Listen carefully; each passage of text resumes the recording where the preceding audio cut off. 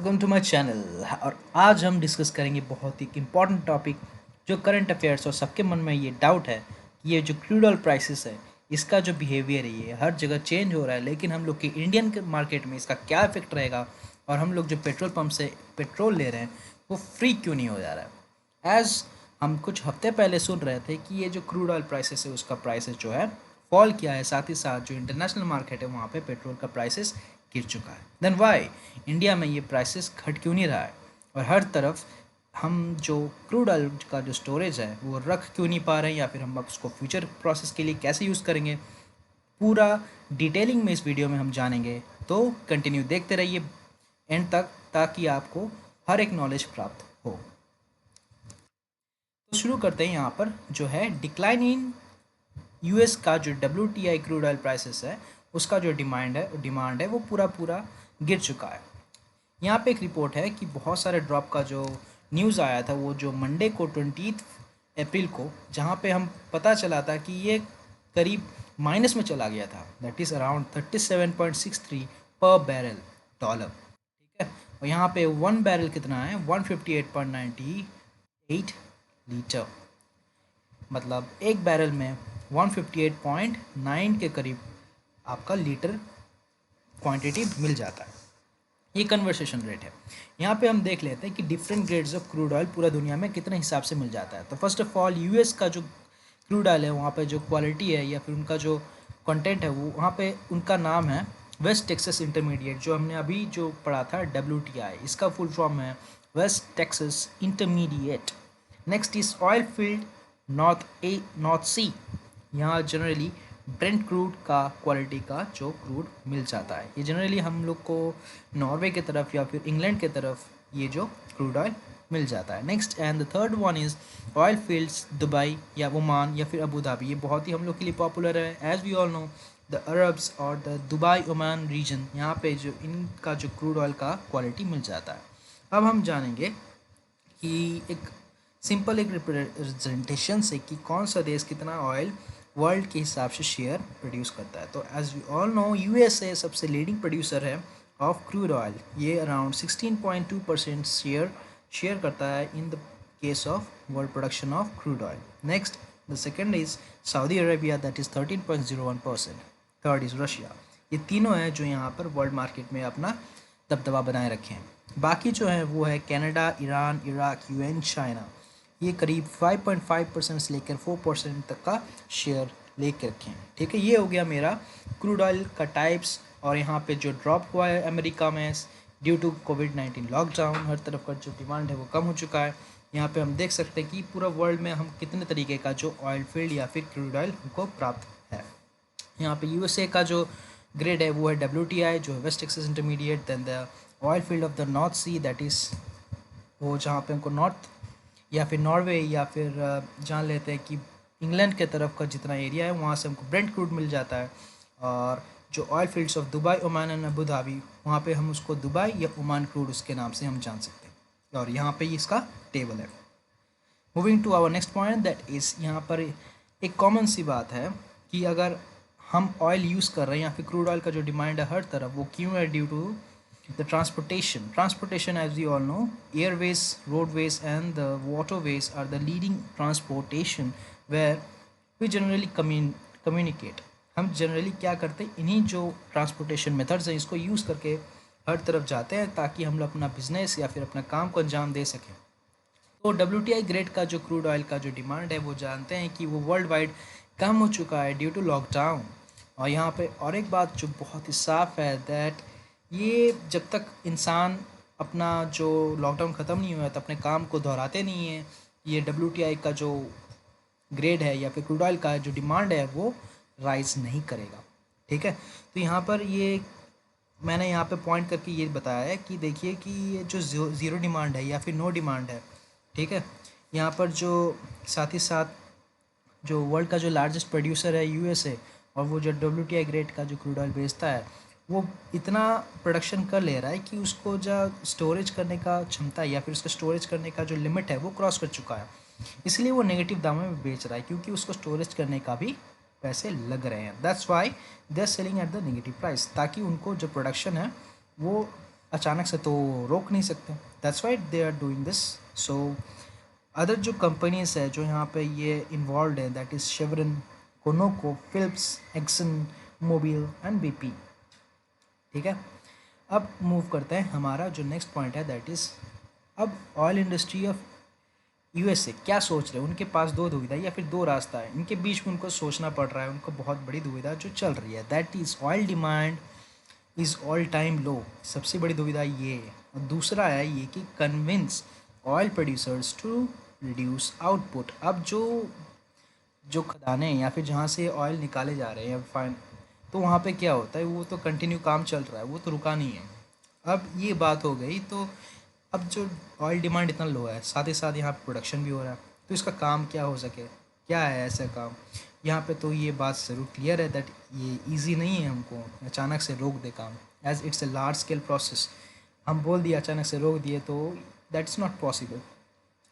सो अब क्या कर रहे हैं वो लोग, उनके पास दो उपाय बच जा रहे हैं, दैट इज़ वो पे कर रहे हैं खुद के पॉकेट से, ताकि वो जो उनका एक्सेस ऑयल है वो वेस्ट ना हो और वो जाए दूसरों के पास ताकि वो यूज़ में आए। That's why they are making loss है। और साथ ही साथ यहाँ पे क्या कर रहे हैं, वो अपने पॉकेट से पे कर रहे हैं ताकि जो एक्सेस ऑयल है उससे वो निजात पा सकें। नेक्स्ट पॉइंट इज़ अब क्या हो जा रहा है, ये नेगेटिव ऑयल प्राइस, जैसे मैंने बताया, ये इससे नेगेटिव ऑयल प्राइसेस का जो है केस सिनेरियो दिख रहा है। ताकि यहाँ पे क्या हो रहा है, उनको जो रेवेन्यू प्राप्त नहीं हो रहा है, लेकिन साथ ही साथ उनका जो एक्सपेंडिचर बढ़ रहा है। क्यों? उनको अलग से स्टोरेज फैसिलिटी का यहाँ पे जो डिसीजंस लेना पड़ रहा है कि यहाँ पे स्टोरेज कैपेसिटी कहाँ पे क्या एलोकेट करें, उनका ये दुविधा पड़ा हुआ। साथ ही साथ यहाँ पे उनका ये सोचना है कि इसको हम कहाँ पे दें या फिर कहाँ पे बेचें, उनके पास कोई उपाय रहा नहीं है। ठीक है, अब आ जाती है बात, next is oil is traded on its future price. अब बात आ जाती है कि जो ऑयल है ये हमको फ्यूचर प्राइसेस में ट्रेडेड करना पड़ता है, एडवांस बुकिंग जो हम कहते हैं। अगर हम मान लीजिए कि हमको लेना है अप्रैल का कोटा, तो हमको पहले से बुकिंग करना पड़ता है मई आई मीन मार्च में। ठीक है, अगर हमको सिमिलरली लेना पड़ेगा मई के कोटा के लिए, तो हमको पहले से बुकिंग करना होगा इन अप्रैल में इन स्पेसिफिक डेट। वैसे ही सेम आगे इन ऑल केसेस ऐसे ही चलता रहेगा। अगर हमको जून में लेना है तो उसका प्री बुकिंग करना होगा मई में, अगर जुलाई में लेना है तो प्री बुकिंग करना होगा हमको जून में। ठीक है, तो अब क्या करना है, यहाँ पे जो मई का जो प्राइसेस है वो नेगेटिव चला गया। कारण यही है क्योंकि हमको लॉकडाउन हमको यहाँ पे फेस करना है। इस world all round around 50% of the population are facing और इन द लॉकडाउन सेशन। ठीक है, यहाँ पे जो अप्रैल का जो प्राइसेस है वो बहुत ही लो चला गया। मैं एज हमने पहले डिस्कस कर लिया था कि अराउंड 20 अप्रैल तक का ये नेगेटिव प्राइस चला है, अराउंड -$35 पर बैरल। ठीक है, यहाँ पर क्या हो गया, फिर क्या हो जाता है, इकोनॉमी को रीस्टार्ट जब तक नहीं होगा, जब तक उसको पॉजिटिव रिस्पांस नहीं मिलेगा। यहाँ पे अंदाज़ा ये लगाया जा रहा है कि जून तक इसका जो है पॉजिटिव रिस्पांस मिल जाएगा। साथ ही साथ उसका जो जितना सारा एक्सपेंडिचर है या फिर जितना सारा रेवेन्यू है यहाँ से वो उसको बैलेंस करना स्टार्ट कर देगा। एज लॉकडाउन कुछ हद तक यहाँ पे ईज होने लगेगा। ठीक है, यहाँ पर जो है मैंने दो पॉइंट जो कि मेन जो है एक्सपोज करने का या फिर यहाँ पर बताने की कोशिश की, that is demand he recover हो सकता है जून तक। ठीक है, जब तक लॉकडाउन लिफ्ट नहीं हो जाता, इकोनॉमिक एक्टिविटी रिज्यूम नहीं या फिर चालू फिर से नहीं हो जाते, तब तक ये थोड़ा सा पॉजिटिव रिस्पॉन्स कम ही देखने को मिल सकता है। दूसरी बात तो ये है कि US government will make arrangements of extra storage facilities. वो तो एक्स्ट्रा स्टोरेज फैसिलिटीज़ बना रहे हैं, लेकिन हर चीज़ का लिमिट होता है यहाँ पर। As we know that consumption is very high. हम लोग का जो लीडिंग कंजम्पशंस या फिर जो बहुत ज़्यादा कंजम करने वाले देश है, उनमें से यूएसए, चाइना एंड इंडिया है। और तीनों के तीनों जो मेन जो कंजम्पशन वाले देश हैं वो अंडर लॉकडाउन है, तो उनके तरफ से कोई भी यूजेस नहीं हो रहा। दैट्स वाई यहाँ पे एक नेगेटिव प्राइस देखने को मिल रहा है। यहाँ पे जो है जून तक हमको लगता है या फिर जून तक एक्सपेक्ट किया जा रहा है ये पॉजिटिव में आ जाएगा। यहाँ पे और एक बात ये है कि कुछ फंडा है या फिर कुछ बेसिक फंडामेंटल है डिमांड एंड सप्लाई का, जो हर तरीके मतलब हर एक इकोनॉमिक बैकग्राउंड में या फिर ग्राउंड में होता है, लेकिन यहाँ पे भी वही चीज़ है। हम उसको थोड़ा एक बार डिस्कस कर लेंगे ताकि आगे हमको समझने में इसको आसानी हो। लैक ऑफ डिमांड जो कंडीशन है या फिर दूसरा कंडीशन है वो कैसे बिहेव करता है यहाँ पे जान लेते हैं। अगर प्राइस किसी चीज़ का बढ़ता है तब क्या होता है, उसका डिमांड गिरता है, नॉर्मल सी बात है। अगर आप कोई चीज़ लगे कि प्राइस हाई हो जा रही है तब ज़रूर आप उसको सोचेंगे इसको ना खरीदें, कम से कम यूज़ करें। दूसरा है कि जब उसका प्राइस गिरता है तब उसका डिमांड बढ़ जाती है। अगर कोई चीज़, अगर कोई पसंदीदा या फिर कोई महंगी चीज़ हो या फिर कोई अच्छी चीज़ हो, उसका जो प्राइस गिरता है तब यहाँ पे भीड़ लग जाती है कि उसको जल्द से जल्द खरीदना है, एज़ उसका डिमांड बढ़ जाता है। Same as crude oil supply. यहाँ पे हम जानते हैं कि बहुत से देश हैं वो अपने जो देश है वहाँ पे क्या करते हैं, कुछ एक स्टोरेज की कैपेसिटी है वहाँ पे अपना जो क्रूड ऑयल का सप्लाई है या क्रूड ऑयल का स्टोरेज है वो करके रखते हैं फॉर द इमरजेंसी पर्पसेस। तो यहाँ पर जैसे ही क्रूड ऑयल का प्राइसेस गिरा है, कुछ देश जैसे हैं चाइना, जापान, साउथ कोरिया, ये क्या किए अपने एसपीआर में जो ऑयल हैं वो स्टोर करके रख दिए हैं ताकि उसको फ्यूचर में यूज़ कर सके और साथ ही साथ अभी जो है सबसे लोएस्ट प्राइस में वो खरीद लें उन सबको। ठीक है, यहाँ पर क्या गया बताया गया है, यहाँ पे the negative price is the desperate step to increase demand. यहाँ पे नेगेटिव प्राइसेस क्यों रखा गया है, ताकि डिमांड जो है उसको बढ़ाया जा सके। बहुत ही सीधा हिसाब है। साथ ही साथ यहाँ पे ये बताया जा रहा है जो प्रोडक्शन इंक्रीजेस, साथ ही साथ लो कंजम्पशन का जो यहाँ पे जो दिख रहा है इसके कारण ही हमको स्टोरेज फुल नज़र आ रही है। ठीक है, प्रोडक्शन तो कंटिन्यू चल रहा है लेकिन कंजम्पशन बहुत लो है, दैट्स वाई यहाँ पे जो स्टोरेज है वो फुल होते हमको नज़र आ रही है। ठीक है, यहाँ पे फिर एक बड़ा सवाल ये बन जाता है कि अगर प्राइस ऑफ पेट्रोल अगर यहाँ पे गिर रहा है तब ये फ्री क्यों नहीं हो रही है। बहुत ही अच्छा मॉडल, ये बहुत अच्छा क्वेश्चन हमको जान लेना चाहिए। अगर हमारा जो पेट्रोल का प्राइसेस गिर रहा है तो फिर हमारे लिए फ्री क्यों नहीं हो रही है। ठीक है, चलिए मान लेते हैं कि यहाँ पे ऑयल कंपनीज है वो पब्लिक हो या प्राइवेट हो, वो किसी डीलर को दे रहा है। ठीक है, ये जो डीलर को दे रहा है ज़रूर यहाँ पे वो फ्री में तो बेचेगा नहीं, वो अपना कुछ कोटा ज़रूर रखेगा या अपना कुछ प्रॉफिट ज़रूर रखेगा, तब वो देगा पेट्रोल पंप को जहाँ से हमको पेट्रोल की सप्लाई मिल जाती है। यहाँ पे क्या हो जाता है, गवर्नमेंट भी जो है वो अपना जो क्या करता है वो अपना टैक्सेस लगाने लगता है। ठीक है, अपना इनकम के लिए या फिर अपना जो है काम चलाने के लिए वो यहाँ पे पेट्रोल पर टैक्स लगाया जाता है। तब बात ये हो जाती है अगर वो गवर्नमेंट फ्री में भी ले जाता है यहाँ पर तो वहाँ पर वो फ्री का जो पेट्रोल नहीं दे पाएगा बीच में। क्यों कि यहाँ बहुत सारे एजेंट्स आ जाते हैं जो कि ऑयल डीलर्स हो गए या फिर दूसरे जो प्राइवेट या फिर पब्लिक कंपनीज़ या फिर हो गए, यहाँ पर जितने अलग अलग लोग होते हैं, जितना अलग अलग डिस्ट्रीब्यूटर होगा यहाँ पे प्राइस बढ़ेगा तो फ्री नहीं मिलेगा। ठीक है, ये नेगेटिव प्राइस जो है ये टेम्पररी है, हर वक्त के लिए नहीं होगा। ये 1 महीने 2 महीने या फिर लॉकडाउन तक चलेगा। साथ ही साथ जब से लॉकडाउन ख़त्म होगा ये प्राइसेस फिर से पॉजिटिव में या फिर अपने नॉर्मल अवस्था में आ जाएंगे।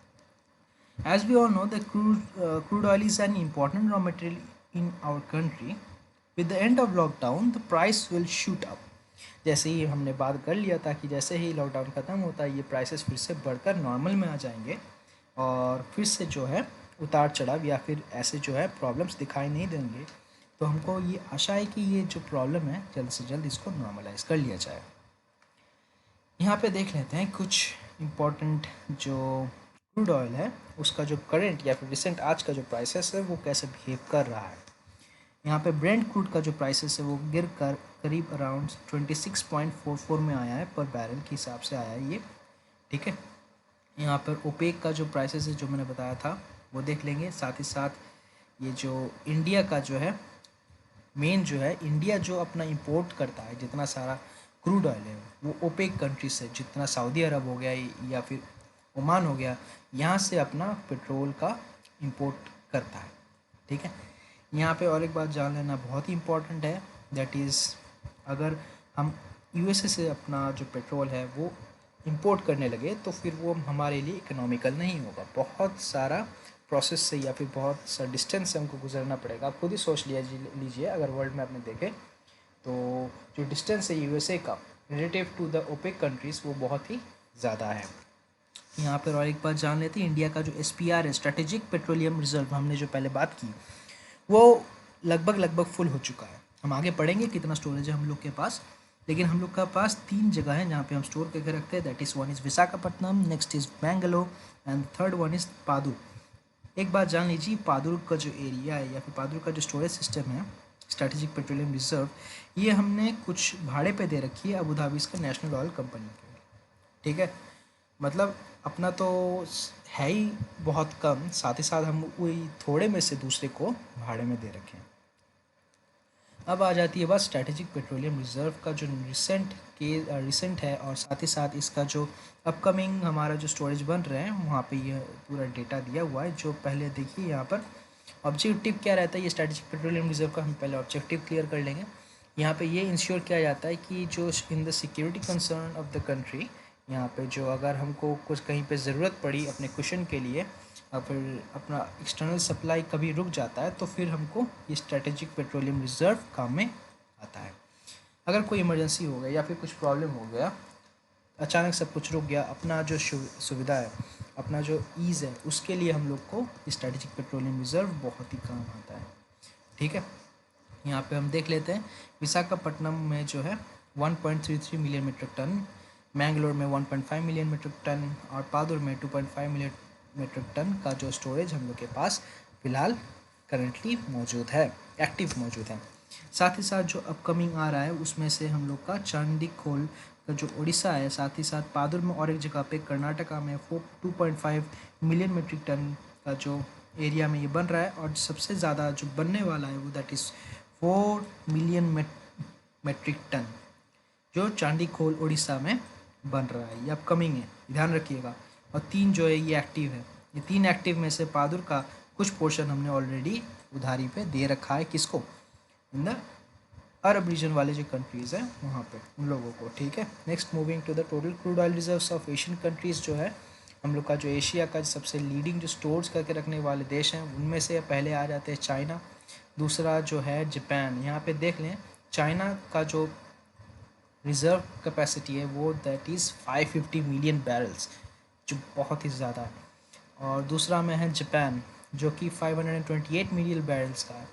तीसरा है साउथ कोरिया 214 या फिर 214 मिलियन बैरल्स, जहाँ पे इंडिया कितना लैग कर रहा है, जहाँ पे देख सकते हैं तो जस्ट ओनली 39 मिलियन बैरल्स, इतना कम। हम लोग अपना जो डबल भी कर दे तो उनका जो करीब नहीं आ पाएंगे, इतना कम है यहाँ पे। जबकि हम जानते हैं कि इंडिया 3rd लार्जेस्ट कंज्यूमर है क्रूड ऑयल का।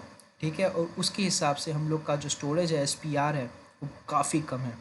ठीक है, यहाँ पे और एक बात जान लेने की बात है कि जो इंडियन गवर्नमेंट है वो ऑलरेडी बहुत ही ज़्यादा रेवेन्यू शॉर्टफॉल में गुजर रही है। ठीक है, तो इसके कारण हम लोग को क्या होना पड़ता है कि गवर्नमेंट को टैक्सेस की ज़रूरत पड़ती है। अब टैक्सेस तो गवर्नमेंट को कहीं से लेनी पड़ेगी अपने आप को एक्टिव रखने के लिए, अपने आप का जो मॉनेटरी सिस्टम है उसको एक्टिव रखने के लिए। That's why they are taking taxes, और हम लोग को अभी तक पेट्रोल फ्री नहीं मिला है। ठीक है, Indian market oil prices won't fall because the government earns taxes, as we all know and as we have discussed now. ठीक है, अब now moving that then how will India benefit, कैसे India इससे लाभ उठा सकता है, ये बहुत ही इंटरेस्टिंग है जानना। यहाँ पे ये मॉडल अच्छे से समझिएगा ताकि हमको ये हेल्प मिल सके। यहाँ पे 2 कंडीशन है, दैट इज़ ये लॉकडाउन जो चल रहा है। ठीक है, लॉकडाउन के चलते जो इंडियन का एक्सपोर्ट है वो एकदम ही नीचे गिर चुका है, और फॉरेन एक्सचेंज जो है उसमें भी बहुत बड़ा गिरावट नज़र आया है। ठीक है, यहाँ पे और एक बात यहाँ पे जान लेना है कि जो हम बिल पे करते हैं इंपोर्ट के लिए, वो जनरली जिसको हम पे कर रहे हैं वो जनरली पसंद करते हैं या फिर अमेरिकन डॉलर में या फिर अपना कंट्री का जो करेंसी है उसमें लेना वो पसंद करते हैं जनरली। ठीक है, तो फिर हम लोग का जो एक्सपोर्ट है वो तो एकदम नहीं है, एकदम नील हो गया है। तो अगर सोचिए कि हम इंपोर्ट कर रहे हैं तो हम लोग के पास ये जो एक डेफिसिट होगा तो बहुत बढ़ जाएगा। तो यहाँ पे होता क्या है कि जो आउटगोइंग फॉरेन करेंसी है वो कैसे घटेगा। ठीक है, कैसे घटेगा, यहाँ पे मेन बात है कैसे घटेगा। तो यहाँ पे ये हो गया कि जो ऑयल इंपोर्ट बिल है वो इस साल का फिस्कल ईयर का वो कम होगा। कैसे कम होगा, दैट इज़ वेरी इंटरेस्टिंग। ऐसे कम होगा कि जो करंट अकाउंट जो डेफिसिट है, ये डेफिसिट हम बोल रहे हैं करंट अकाउंट डेफिसिट, यहाँ पे समझने की बात है। अगर हम लोग का इंपोर्ट ज़्यादा हो रहा है एक्सपोर्ट से, ठीक है, यहाँ पे डेफिसिट हमको मिलेगा। क्यों ऐसा हो रहा है, अगर सोचिए मैंने बेचा इतना नहीं है जितना हमने खरीद लिया, ठीक है, तो ज़रूर नेगेटिव में चलेगा। हमने उतना प्लस लिया ही नहीं जितना हमने नेगेटिव कर लिया है, तो ज़रूर ये डेफिसिट में चलेगा। और ये क्या करेगा, प्रेशर क्रिएट करेगा। ठीक है, अगर ये जाता है कि मैंने इंपोर्ट ही करना बंद कर दिया तो ये प्रेशर यहाँ पे घटेगा। इन दिस वे अगर मैंने ऑयल इंपोर्ट कम करना है तो यहाँ पर जो बिल यहाँ पे या फिर कम या फिर ना बोल के या फिर जो बिल है हमने जो इंपोर्ट करना है यहाँ पर ऑयल, उसमें अगर बिल में कमी आए तो ये हमको हेल्प करेगा कैसे, जो फॉरेन करेंसी का जो आउटगोइंग है उसमें गिरावट या फिर उसमें स्टॉक लगाकर उसमें कंट्रोल कर। तो यहाँ पर हमने दो प्रोसेस या फिर दो कंडीशन देखा जहाँ पे ये अप्लाई हो रहा है। Moving to our next point, that is India now have large current account deficit. ठीक है, यहाँ से ये हमको उभर कर आ रहा है, यहाँ पे मेन पॉइंट या फिर मेन कंक्लूजन ये हो रही है जो कि इंडिया का जो है अभी करंट डिफिसिट जो है या फिर करंट अकाउंट डिफिसिट वो बढ़ रहा है। ठीक है, जैसे कैसे बढ़ रहा है, export is down as we all know, import is high. और कंडीशंस हमने यहाँ पे पढ़ा है कि ये इम्पोर्ट बिल भी कम हो रहा है due to the fall of crude oil prices, और साथ ही साथ ये हमको यहाँ पे फ्री क्यों नहीं मिल रहा है, बिकॉज द गवर्नमेंट अर्न्स और the government enjoys the taxes so that they can work without any delay.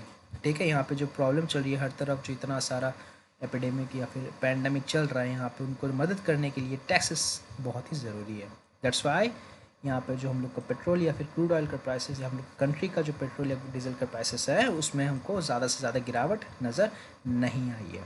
ठीक है, यहाँ पे और एक बात हम जान लें कि oil is high imported good, ये सबसे ज़्यादा इंडिया में इम्पोर्ट किया जाता है। ठीक है, यहाँ पे अगर सबसे ज़्यादा इंपोर्ट किया जा रहा है तो ये बहुत ही लाजमी सी बात है, the import bill will be higher in this scene. ठीक है, यहाँ पे जो आउटफ्लो है आउटगोइंग करेंसी का वो भी लेस होगा अगर हम देखें कि क्रूड ऑयल प्राइसेस अगर नेगेटिव जा रही हो।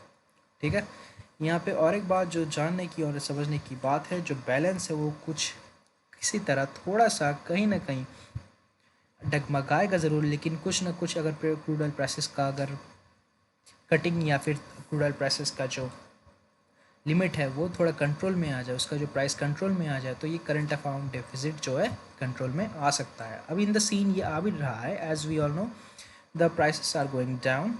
अब मोस्ट प्रोबेबली ये जो नेक्स्ट ईयर या फिर नेक्स्ट मंथ का जो प्राइसेस है उसमें ज़रूर चढ़ाव नज़र आएगा या फिर उसमें जो पॉजिटिविटी नज़र आएगी, हमको बिल ज़्यादा पेमेंट करनी पड़ेगी।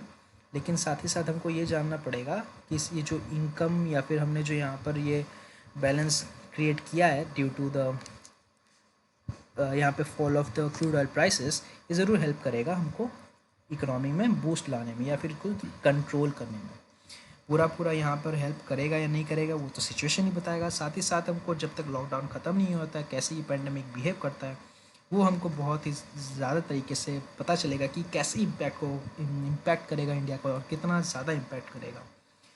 तो एज़ वी ऑल नो कि ये क्रूड ऑयल प्राइसेस जो गिरा हुआ है वो इंडिया के लिए हेल्प तो ज़रूर है, साथ ही साथ हमको ये सोच के बैठना एकदम नहीं चाहिए कि अगर क्रूड ऑयल प्राइसेस कंटिन्यू गिरते रहेगा या फिर हम कैसे काम करें। हमको कुछ किसके साथ साथ अपने आप को सोशल डिस्टेंसिंग में मेंटेन रखना है, साथ ही साथ अपने आप को कंट्रोल करें और साफ़ रहें। और इसके साथ ये बात अपने आप में ज़रूर ला दें कि हम गवर्नमेंट का जो कही गई बात है उसको ज़रूर मानें। एज़ यू ऑल नो हम बस सफ़र नहीं कर रहे हैं, ये पूरा कंट्री सफ़र कर रहा है, कंट्री के इकोनॉमी, कंट्री के लोग, साथ ही साथ यहाँ पे पूरा ये कल्चर, पूरा इंडिया, पूरा हिंदुस्तान सफ़र कर रहा है। इन दैट केस अगर हम इकोनॉमी की तरफ भी देखें, अगर अपना डिफेंस या फिर हर एक तरफ एजुकेशन, हर सिस्टम यहाँ पे सफ़र कर रहा है। दैट्स वाई यहाँ पे हम हर लोग को हर एक सिंगल पर्सन को आगे आके इस चीज़ को हैंडल करना बहुत ही ज़रूरी है। यहाँ तक मैंने ये वीडियोस में आई थिंक बहुत सारे पॉइंट शेयर किए होंगे, बहुत सारे पॉइंट आपको सही या फिर आपको लगा होगा कि यहाँ पे कुछ पॉइंट ऐड हो सके तो आप ज़रूर इस कमेंट में सेक्शन में आप डाल सकते हैं। और thanks for watching. For more, like, share and subscribe our channel. God bless you all.